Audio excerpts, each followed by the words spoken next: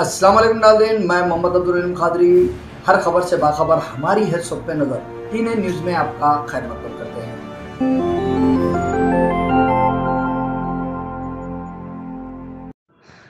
आज महेश्वरम कॉन्स्टिट्यूंसी में जलपल्ली डिवीज़न कोत्तापेट में आज खवातीन के सरों का समंदर देखा गया और यहां पे इलेक्शन की कांग्रेस की कैंपेनिंग हुई। बहुत ज़ोरों शोरों से कैंपेनिंग हुई। अब तक के इंतखाबात में इतने खवातीन को देखा नहीं गया, लेकिन कहा यह जा रहा है कि कांग्रेस को ही वोट देंगे, हमको सबिता इंद्रा रेड्डी ने धोखा दिया है, अवाम का ये कहना है। लेकिन AICC के डॉक्टर शमा मोहम्मद ने वहां पे आके किताब करा और अवाम के सामने अपनी बयानबाजी की और लोगों को बताया कि किस तरीके से सबिता इंद्रा रेड्डी आपका वोट लेकर आपको धोखा दिए। आइए देखते हैं ये हमारी खुसूसी report Jalpally division Maheshwaram constituency से कोत्तापेट से मुख्तार अहमद की। वालेकुम अस्सलाम, आदाब। कैसे आप? मैं थोड़ा लेट हो गई, मैं दूसरी जगह थी इसीलिए थोड़ा लेट हो गई। आप सब वो महिलाएं बहुत और पुरुष भी है, तो मुझे आपसे मैं पूछना चाहती हूँ कि 2024 में आपको बीजेपी चाहिए हिंदुस्तान में? बीजेपी चाहिए? कांग्रेस चाहिए है ना? हाथ चाहिए है ना? राहुल गांधी चाहिए है ना? तो अब क्या करना है? अभी आपको कांग्रेस को वोट देना पड़ेगा और कांग्रेस को जिताना पड़ेगा तेलंगाना में, क्योंकि बीजेपी, BRS और MIM एक है। उनका प्लान मैं बता दूंगी कि अभी इस चुनाव में बीजेपी ने क्या किया। बीजेपी समर्थन दिया हुआ है BRS को पीछे से और बोला हम आपको मदद करेंगे ये चुनाव जीतने के लिए, लेकिन लोकसभा में 24 में आप हमारे साथ होना चाहिए, हमको वापस आना है। ये हम कभी नहीं करेंगे। आप करेंगे? आप करेंगे? आपको एक चीज याद रखना है, 2024 से पहले कोई आपसे बोलते नहीं है कि आप हिजाब पहन सकती है नहीं पहन सकती है, हाँ या ना? इन कर्नाटका में क्या हुआ? आपको क्या कहा? हिजाब पहन के कॉलेज में नहीं जा सकते हैं। किसके नेतृत्व में हुआ था वो? बीजेपी सरकार। समझ गया? 2024 से पहले आप लोगों से नहीं कहा कि आप हलाल खा सकते हो नहीं खा सकते हो, हाँ या ना? अभी बोलते कि हलाल नहीं खाओ, ये मत करो, मस्जिद मत जाओ, अजान जोर से मत लगाओ।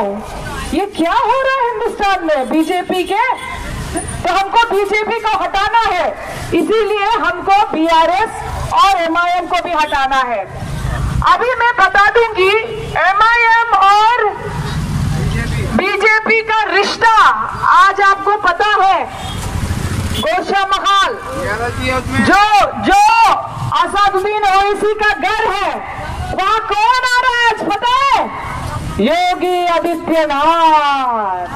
कांग्रेस वालों को मना करते हैं ओवैसी, लेकिन योगी आदित्यनाथ को उसने रेड कारपेट करके वेलकम कर रहे कि आ जाइए यहाँ प्रचार करने के लिए। क्यों योगी आदित्यनाथ जा रहे हो गोशामहल?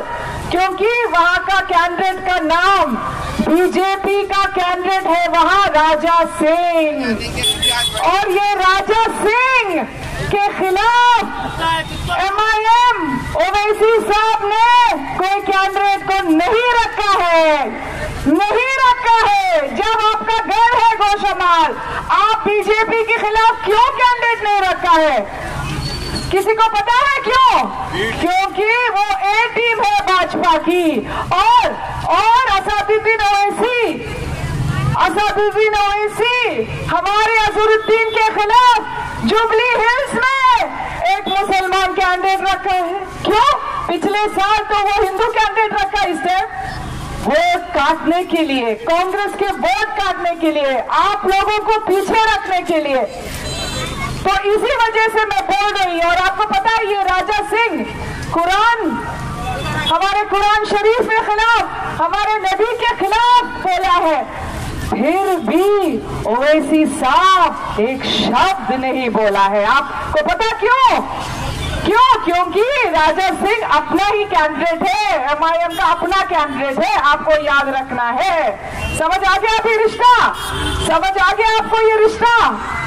मैं पूछ रही हूँ, आज आप तेलंगाना की पार्टी है, फिर आप क्यों 9 सीट लड़ रहे हो? आप 90 सीट क्यों नहीं लड़ रहे हो? आप यूपी जाके 90 से ज्यादा सीट लड़ते हो, आप बिहार जाके 20 सीट लड़ते हो, आप गुजरात जाके 13 सीट लड़ते हो। जहां आपका घर है, जहां इस पार्टी का पैदाइश हुआ है, वहां आप 9 सीट लड़ रहे हो। क्यों? क्योंकि आप बीजेपी का ए टीम है। क्योंकि जहां जहां मुसलमान का जो सीट था, जहां जहां कांग्रेस मजबूत था यूपी में, वहां आप लगाते हो किसी को।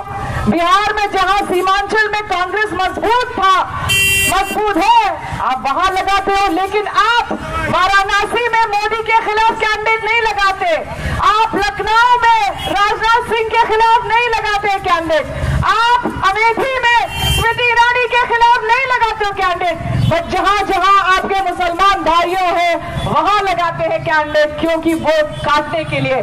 मैं पूछना चाहती हूँ, आज क्यों है वहां, आज गोशा महल में क्यों है योगी आदित्यनाथ? उसको क्यों मना नहीं किया है?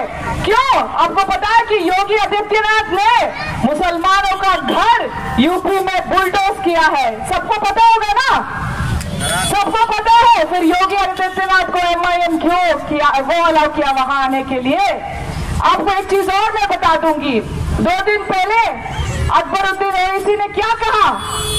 पुलिस को मैं मार डालूंगा, यहाँ आएंगे तो मैं मार डालूंगा।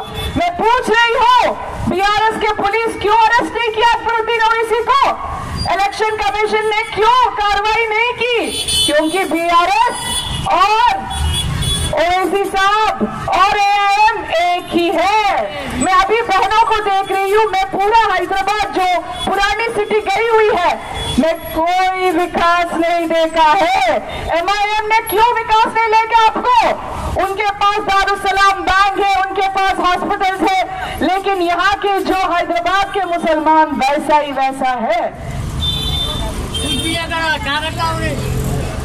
ये सविता रेड्डी के लिए अभी आएंगे कौन? असदुद्दीन प्रचार करने के लिए। मैं पूछ रही हूँ, मैं इस इलाके आई हुई है, आपको कुछ मिला है? आपको कुछ विकास के मिला है? या सविता रेड्डी ने कुछ किया है? अभी शायद पैसे दे देंगे आपको वोट लेने के लिए, लेकिन ये 5 साल में वो जब कुछ नहीं करते तो ये पैसे किसके लिए, क्या करने के लिए पैसा? हाँ या ना? आप लोगों को चाहिए विकास, आप लोगों को आगे जाना चाहिए। मैं भी एक मुसलमान हूँ, केरल की मुसलमान हूँ, मैं एक गांव की डॉक्टर हूँ, मेरी बहन गांव की डॉक्टर हूँ, और मैं आगे आई हूँ क्योंकि कांग्रेस पार्टी है और थी केरल में, इसीलिए हम आगे आए हैं। एमआईएम नहीं था वहां, बीआरएस नहीं था वहां, इसीलिए केरल के मुसलमान पढ़े लिखे हैं, बहुत ऊपर आ गए हैं। मैं पूछ रही हूँ, मैंने सुना है कि यहाँ मच्छर बहुत है, डेंगू बहुत है, ड्रेनेज सिस्टम नहीं है, रोड्स नहीं है, कुछ नहीं है, फिर आप इस पार्टी के लिए क्यों वोट कर रहे हो? बीआरएस के लिए क्यों वोट कर रहे हो? अभी हमने, मेरे बहनाएं